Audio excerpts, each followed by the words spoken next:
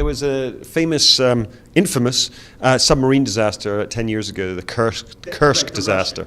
Russian sub went down off the north coast of Russia. There was an explosion. A lot of people died immediately, but a bunch of people were trapped in one chamber of the sub, and the air was slowly running out, and the rescuers were above trying to get to them, but never got to them in time. And it took place over several days, and they were tapping on the sub and sending signals up. And so I thought that has got to be one of the most terrifying things. And it's kind of facing up to the power of nature, I guess, and the fact that there are places on Earth that you're not meant to be. And like, you're not meant to be in space, you're not meant to be down in the deep water, and you can only exist there because of machines. And if something goes wrong with the machine, you're screwed. Then I started to think, what are they doing there? And I thought it'd be nice to make a submarine movie that isn't a naval movie. You know, it's not set during the Cold War, it's not the Second World War.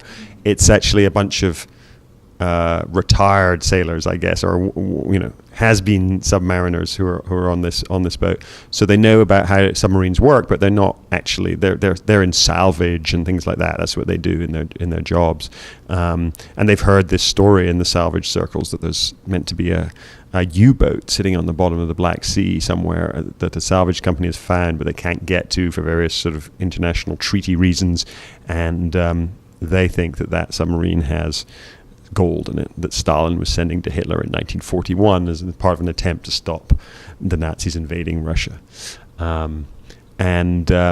So they set off in an old Russian sub that they bribe a Ukrainian admiral to give them, and they set off under the Black Sea to try and get this treasure. And I just thought that idea of a kind of treasure hunt or a kind of heist movie would give you a great framework to get why do they end up there? Why do they end up on the bottom of the sea? And who are these guys? And so I gave that idea really to the writer Dennis Kelly, who's a wonderful playwright. And I thought a playwright would be correct to write this movie because it kind of is a play. Okay. No, it's about a bunch of characters trapped together in a small environment, and although they're not in the same room all the time, you kind of have to account for everyone at every moment. And it felt like it shared something with the theatrical experience.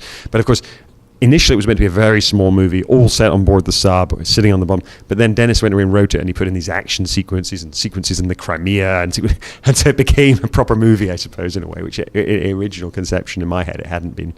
Jude is just a great actor. He's been doing a lot of theatre in the West End in London recently, and he gets great response, great reviews. He's done these couple of really out there kind of movies like mine and Dom Hemingway recently. He's stretching himself as an actor, and I think maybe it's partly you reach an age where you're getting a little older. Your looks are sort of fading a little bit, but you then think, well, now I can be taken more seriously as an actor. And I think Jude has always done, there's been great things when he's played character actors, like in Ripley, in Road to Perdition, when he plays the killer. I mean, those sort of roles, he's always done those things. And when he's sort of played against the movie star thing, and he's always been fantastic in those things. So that was really what led me to him. And I sent him the script. He read it and responded so well, and was so enthusiastic to transform himself, to do something really special.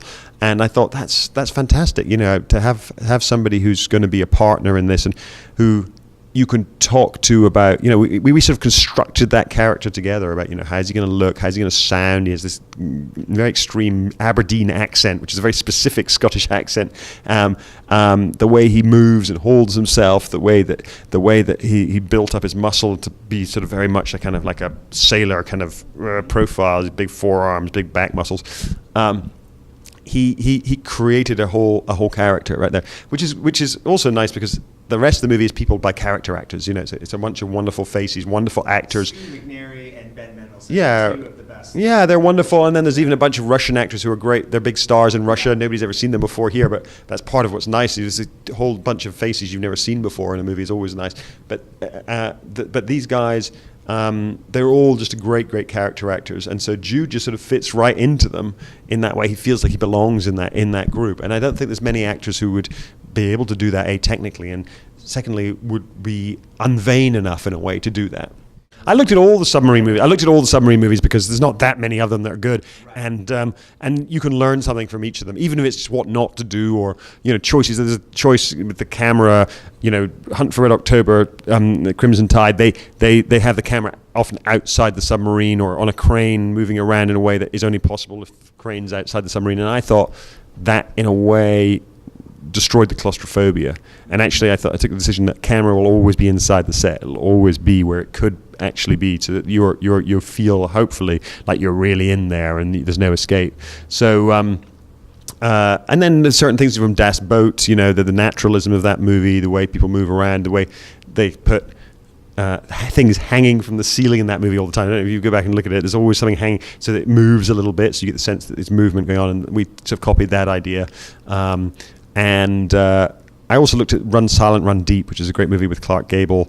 Clark Gable as you've never seen him before, a little bit like this is a movie as Jude Law as you've never seen him before, but it's Clark Gable playing a kind of Captain Ahab figure, a guy who goes crazy, sort of obsessively searching for a Japanese destroyer which has sunk his previous boat. A lot of sub-movies have something of Moby Dick about them. There's something of obsession that sort of tips over into madness at certain times. It's something to do with the claustrophobia and not being able to escape, not being able to get away from the environment and the people that are surrounding you.